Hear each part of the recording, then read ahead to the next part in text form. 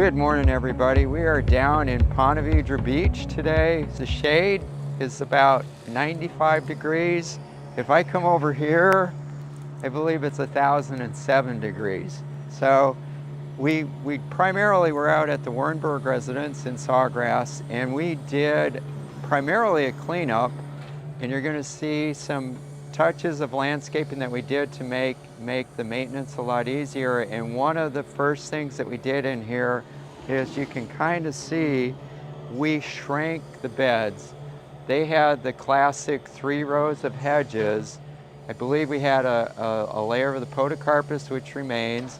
We had a layer of loropetalum, and then we had some huge kunti palms out here. So we tried to simplify the landscape. We added some additional sod in here to make it easier, so there's far less pruning and trimming going on in here than what existed. And there was a hibiscus that you couldn't see that you now can see. And then we added a European fan palm at the entryway and some additional foxtail. And then we shrank this bed as well. And we added a hibiscus, which ties in with the hibiscus over on my left. So as we walk around, it's going to primarily be talking about cleaning. We took out a bunch of drift roses in the front, and in their place we put in some dwarf bottle brush. They'll get a similar color that they had from the roses, but the bottle brush, and you can just kind of, they got some little crepe myrtle blossoms on them now, but the bottle brush will also draw hummingbirds in the future, and they're far less maintenance than the drift roses were. We cleaned up the beds, we did some mulching. We added a 3rd crepe myrtle over on this side that was replacing a crepe myrtle that wasn't doing very well. And then we cleaned up this pindo palm, cleaned some of the fern off of it, took some of the bottom fronds off and cleaned this up. Again, mulching, did a lot of hedge trimming. The guys did over a day of hedge trimming in the property. And so we cut this back so it's at a better maintainable height now for the Wernbergs. So here in the shade, where it's absolutely wonderful at the moment, we trimmed down the azaleas, and one of the things about azaleas which is very useful to know is the fact that they have buds approximately every ½ inch in the stem, so you can literally cut an azalea down almost as far as you care to, as long as you don't do it after, say, August, because they set their buds for the following spring. So between the time they finish flowering up until latter mid-August period, you can trim them as often as you like, and you can keep your azaleas much smaller. So we did trim these back pretty hard, and they are already starting to push new growth within a couple weeks of when we did it.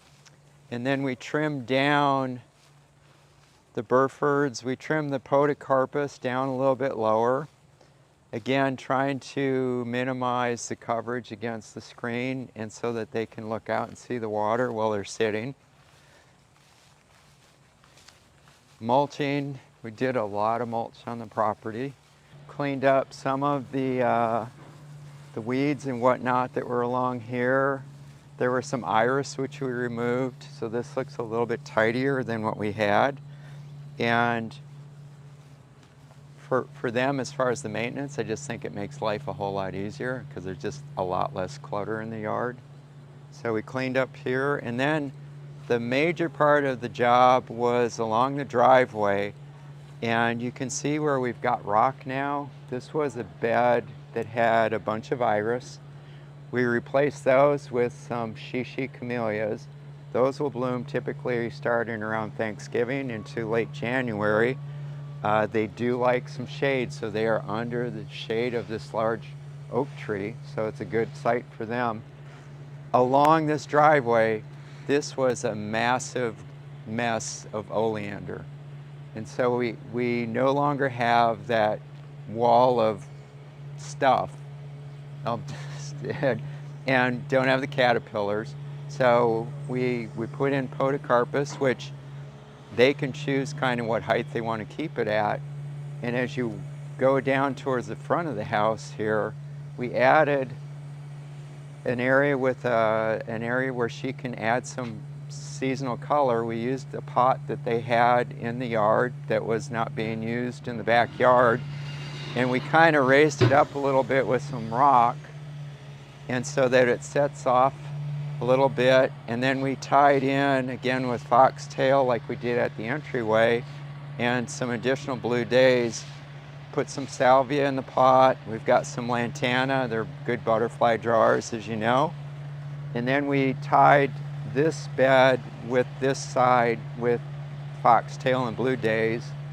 And on the back here, we've got some salvia, and then she has some mini vinca as well. And then we've got a number of crepe myrtles in the front yard. So there's color splashes here and there, very little maintenance, and I think in general a much easier landscape to deal with. We've got some tree guys working on palm trees in the area, so if you hear the truck, that would be them. They did a great job. They did not damage any of the plantings that we put in, so I'm grateful for that. So thank you for stopping in, and we will see you at the next one.